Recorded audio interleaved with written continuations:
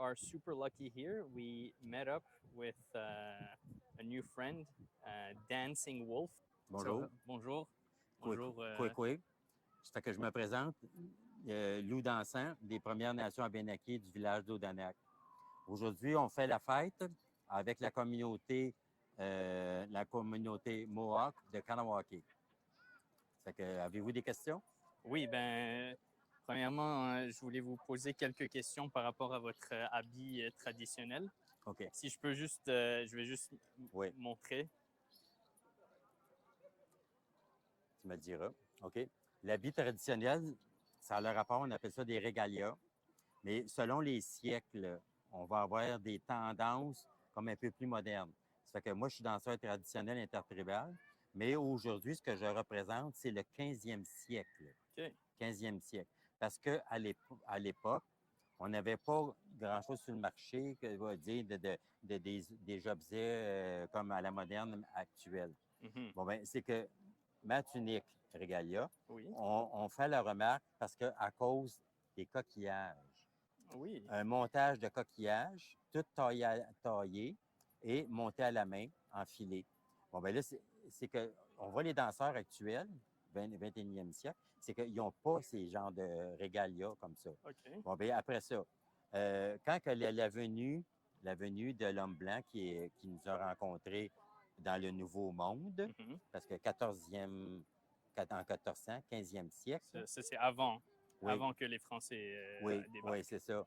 Parce que l'histoire de 1534 puis Oui. tout. Puis là, ben, c'est que les premiers arrivants d'hommes blancs, ben, c'est qu'on va faire des cadeaux pour justement avoir gagner notre sympathie. OK. C'est pour ça que je porte les colliers différents. OK. Les colliers différents, ce qui veut dire que c'est Portugais, les Espagnols qui emportaient des cadeaux pour essayer de nous attendrir. OK. De nous attendrir. Mais on avait une bonne réception. Mhm. Mais c'est qu'à un moment donné, eux autres, ils en voulaient plus. Mais là, ils repartaient dans le pays, naturellement, en Europe. Puis, il y en a d'autres qui arrivaient par la suite. Bon, ben, c'est pour ça que c'est plus 15e siècle. OK. Dans les démonstrations que je vais présenter, je travaille avec des groupes de touristes. Puis, j'ai fait le Château Frontenac, je travaille avec les groupes scolaires aussi. Puis, là, bien, naturellement que c'est pas tout d'avoir des coquillages. C'est que vous voyez la partie en rouge ici, je ne sais pas si vous voyez comme il faut. Bon, bien, Ah oui. ça, c'est des cheveux humains. Des cheveux humains. Des cheveux humains teints aux framboises. OK. Oui. Bon, bien, à l'époque, on était très rudimentaire. Ça fait, on se trouvait à avoir sous la main la nature et Oui. on se servait de la nature. Oui. OK. Mais c'est que là, tu sais, encore là, l'évolution. Mais moi, j'ai toujours préféré d'être le côté historique. La coiffe que je porte, Oui. la coiffe, vous pouvez voir aussi en profil. Ça va? Oui. La coiffe que je porte, ça se trouve, on appelle ça un roach. Roach. R-O-O-T-H. OK. Puis on peut le retracer des fois des exemples sur les projets Internet qu'on peut trouver sur Google. Puis le rouge, bon, ben ça se trouve, c'est des poils de porte-épic. Mhm. Puis à la base, bon, ben c'est du poil de chevreuil OK. teint avec les fruits. Donc, le rouge, c'est du chevreuil Oui. et le brun. Le brun, poil de porte-épic. OK.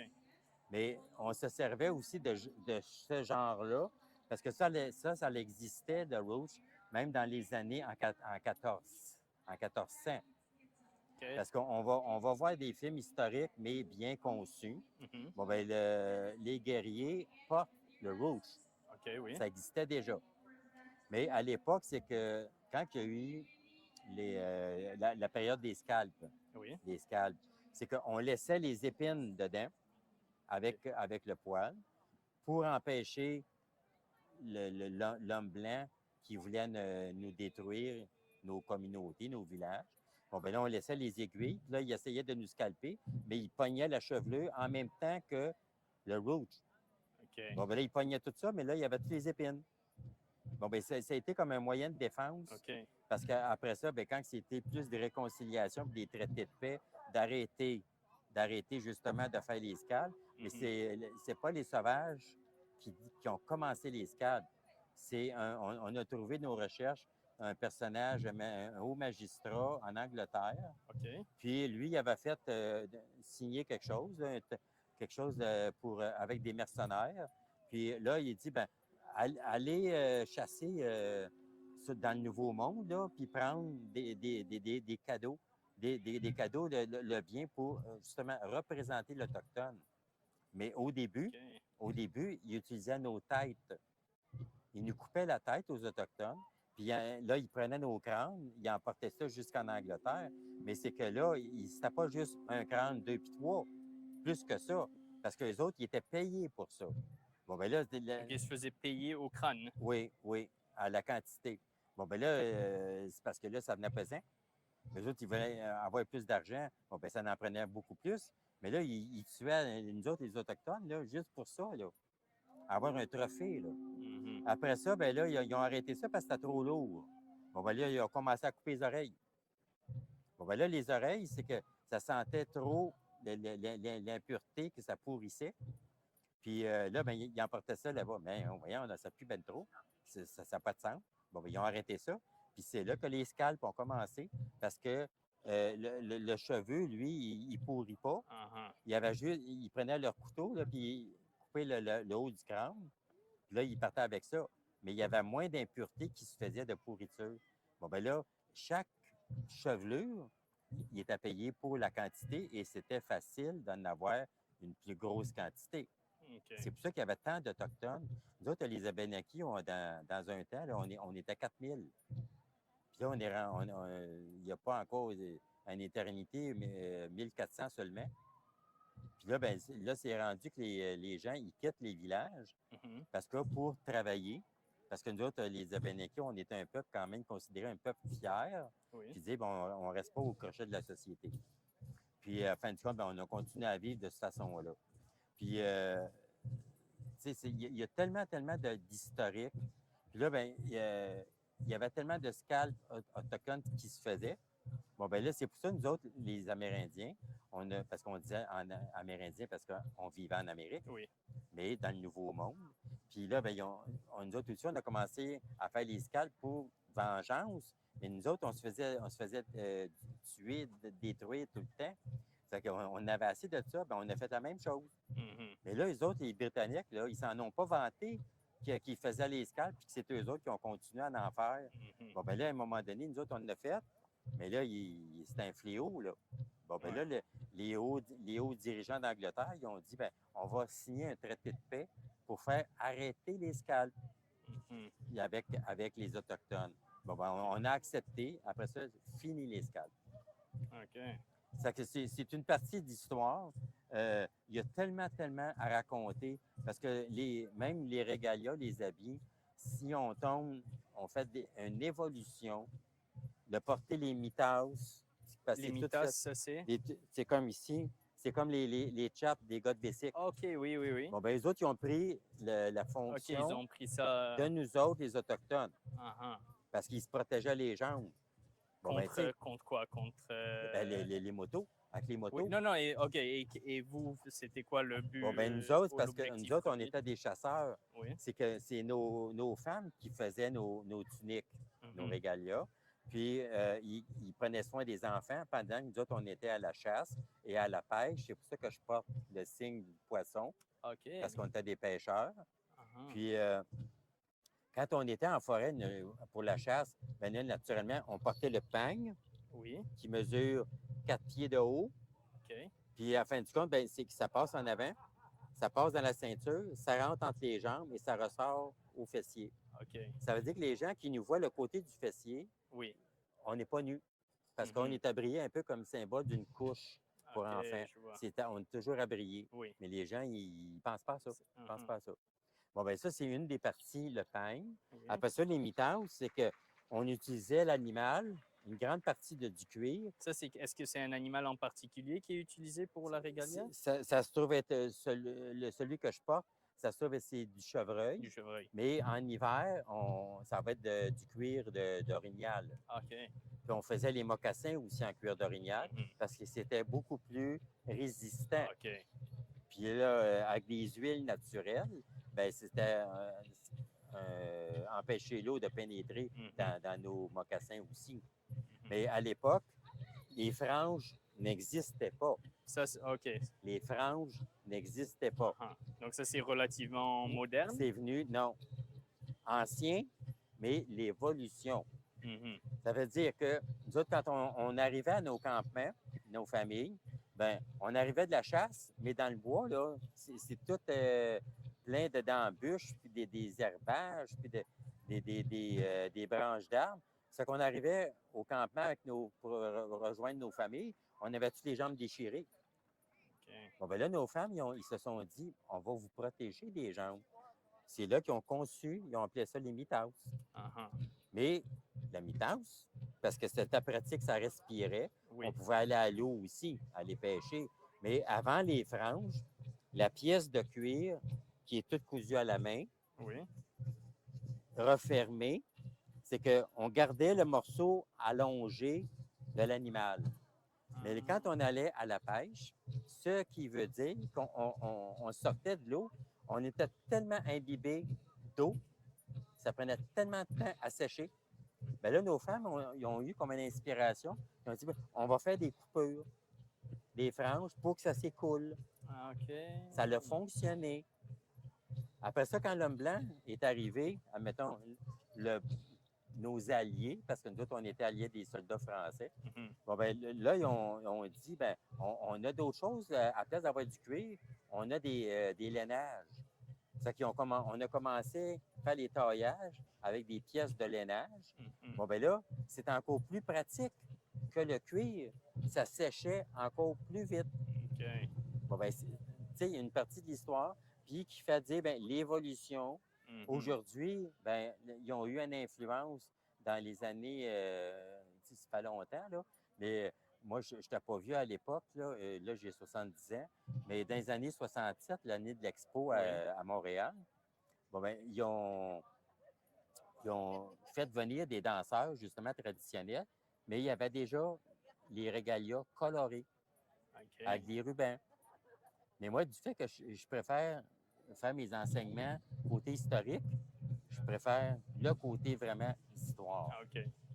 Donc, c'est les régalias historiques étaient moins colorés. Oui. Puis, avec beaucoup plus les pièces de cuir véridiques de l'animal. Oui. Et ici, je vois, vous avez, j'imagine, c'est une sorte de hache? Bien, c'est un symbole des tomahawks, des tomahawks historiques. Parce que j'ai fait une démonstration sur l'histoire, justement, des tomahawks. Puis au début, on utilisait les mâchoires d'orignal. L'os au complet de la mâchoire. Très résistant. Mais l'évolution, ben, on a dit, on va faire des fantaisies un peu plus. Ici, ça se être la mâchoire d'un chevreuil. Donc ça fait un c'est la plus même petit chose. tomahawk. Oui, puis ça fait un plus petit. Et on fait des dessins dessus décoratifs. Décoratifs. Puis en même temps, on s'en sert dans les cérémonies. Mais à l'époque, on pouvait s'en servir comme tomahawk pour se défendre. Et après, ça, c'est une hache qu'on lance ou pas nécessairement? Non, on va se défendre avec ça quand on a un individu. On la tient, elle n'est pas lancée. Non, pas ce modèle-là. Il y a eu aussi dans l'évolution, ben, on se servait le même principe, mais avec des pierres. Des pierres solides, rattachées avec des bandes de cuir, puis collées avec de la sève des arbres, toute naturelle. Bon, ben là, mais la pierre était lourde. C'était un inconvénient d'avoir ça pour avoir le balancement comme ça. Bon, ben c'était trop lourd. C'est ça. Bon, ben là, l'évolution a dit que là, l'homme blanc est arrivé, puis lui, il a emporté le métal. Mais les tomahawks français, tout en métal, il y a un signe particulier qui identifie l'intérieur gravé dans le métal. Ça représente, c'est un cœur. Bon, ben là, quand tu vois cette arme-là, tu sais que c'est une arme française. Mais d'inspiration amérindienne. Ils se sont inspirés des tomahawks? Oui, bien, c'est parce qu'eux autres, il y avait déjà, la forme. La forme, mais il y avait déjà, eux autres, l'Européen, la hache. Oui. Mais il ne disait pas le tomahawk, il disait la hache pour faire de la construction. Mais il ne se battait pas avec ça, là. Nous autres, on se battait avec ça parce que c'est une des seules choses qu'on pouvait avoir justement pour se défendre contre l'ennemi. Bon, ben là, l'évolution. Après, bon, le tomahawk aurait été longtemps aussi. Là, je ne l'ai pas sur moi. Il y a un autre objet. Oui, vous aviez comme Oui. une genre de massue. Oui, un genre de massue. Oui, on appelle ça un casse-tête. Un casse-tête. Oui, un casse-tête. Ça veut dire que ça peut être du frêne, du chêne, parce qu'on utilise des bois solides. Là, on vient à les sculpter en une forme de boule à l'extrémité, puis avec un manche balancé avec le poids. C'est important. Oui. Parce que sinon, tu es déséquilibré comme la pierre, la grosse pierre roche. Bon, ben là, on a continué avec ça, les casse-têtes et les haches. D'autres, on disait les tomahawks parce que ça le symbolique des tomahawks. Oui. Puis on a continué l'évolution pour se protéger. Et les plumes, ça c'est ici ce que vous avez en plumes, ça c'est quoi?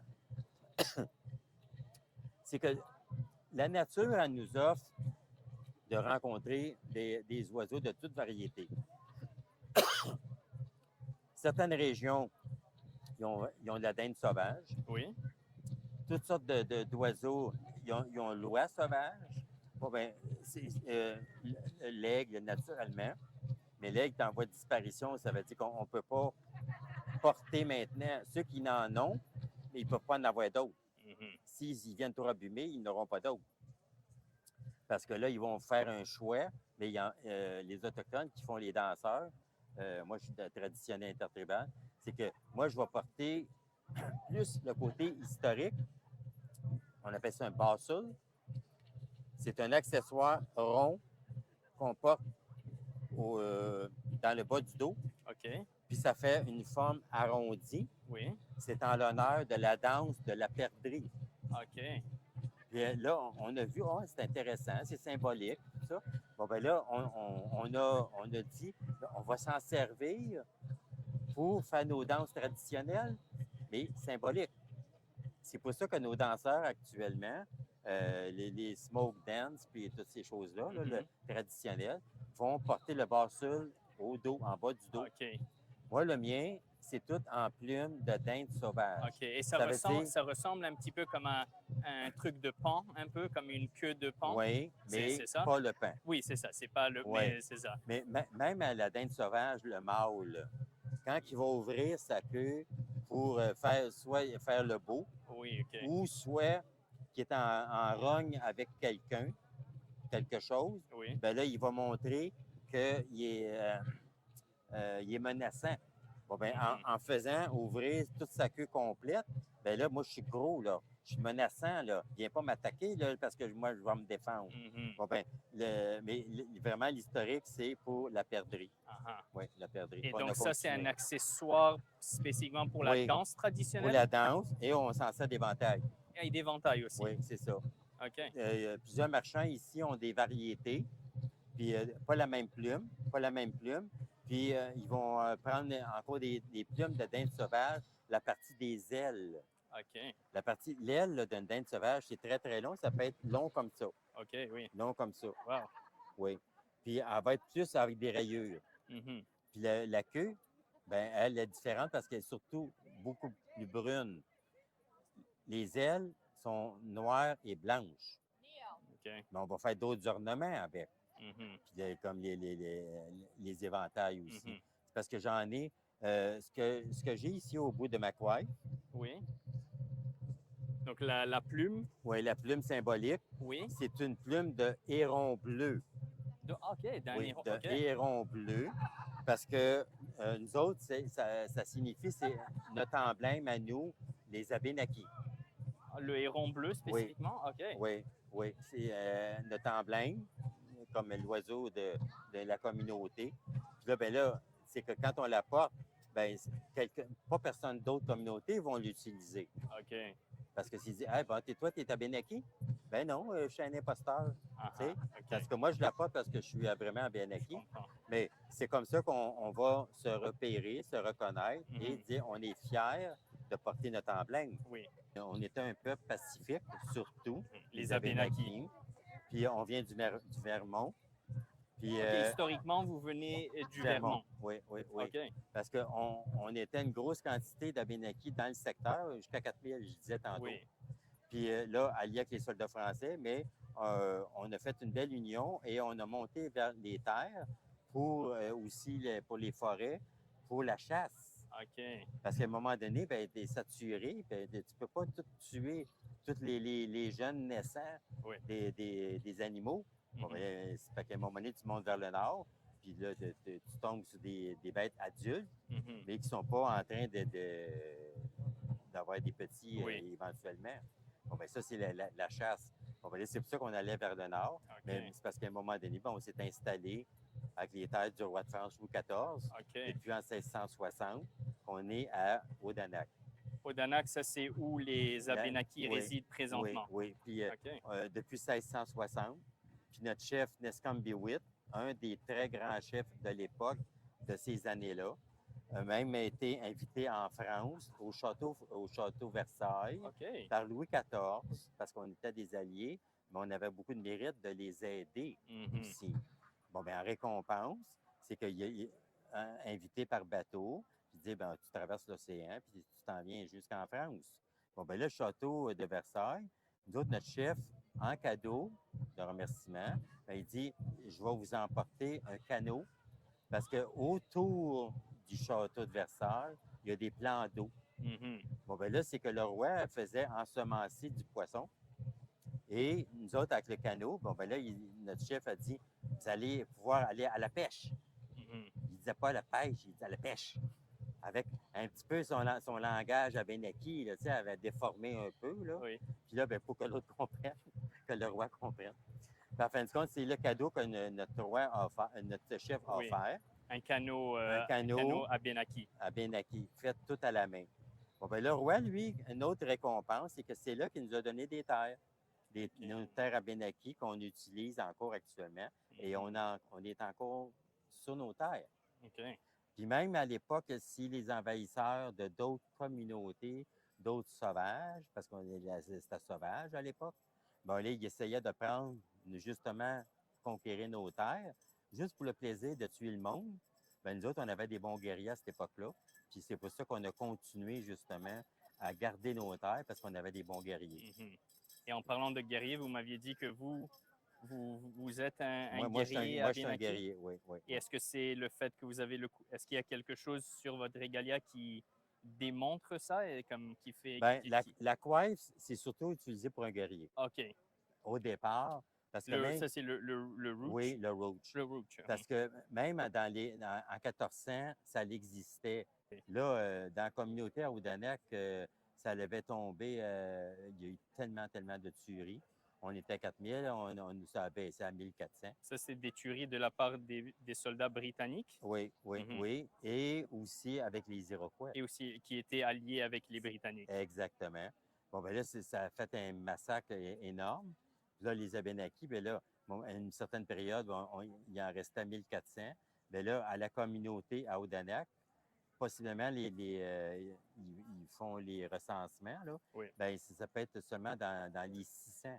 OK. Mais il y en a aussi qui ont quitté la communauté, aller travailler à l'extérieur dans les villes pour dire, bien, nous autres, on est fiers de dire, ben, on n'est pas au crochet de la société. Puis là, ben, les gens continuent à bien vivre et de garder leur fierté en même temps. Ça. Donc, potentiellement à l'extérieur de la communauté, mais est-ce que ces gens-là vont quand même garder un lien culturel, communautaire avec... Oui. Même s'ils sont à l'extérieur. Mais c'est comme moins fréquent. Moins fréquent. Je vois. Oui. Bon, bien, je te remercie de l'entrevue. Merci. Ça fait que vous avez bonne beaucoup, continuité dans ce que vous faites. Vous m'aviez dit qu'on se serre la main comme ça. Oui, comme ça. Merci encore une fois. Et Lou Dansant, si les gens ils veulent en apprendre plus sur la communauté Abénaki ou peut-être vous contacter, est-ce que il y a c'est quoi la meilleure façon de faire ça? d'en connaître plus, parce que nous autres, on a un musée. C'est nous autres, les Abénakis, dans les 1960, on a inauguré le premier musée amérindien d'Amérique du Nord au Québec. Okay. en 1960 environ. Puis là, on l'a tout rénové à la moderne parce qu'on reçoit les étudiants d'école.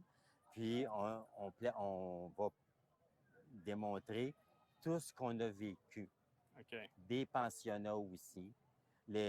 L'ancienne école qui était pour les jeunes, bon, ben, c'est elle maintenant qui est convertie en musée. Okay. Puis là, ben, on fait la continuité de ça. Et ça, c'est à Odanak. À Odanak. Donc, on peut visiter ça. Oui, ben oui. Puis vous regardez sur Internet, sur Google, seulement le mot avec Odanak, le nom du village, O-D-A-N-A-K, seulement ça, sur Google. Okay. Vous allez rentrer sur notre site, ils vont vous donner beaucoup d'explications, puis ils vont vous parler aussi de notre musée, qu'on est très fiers. Super. Merci encore une fois, Lou Danson. Plaisir. Merci beaucoup.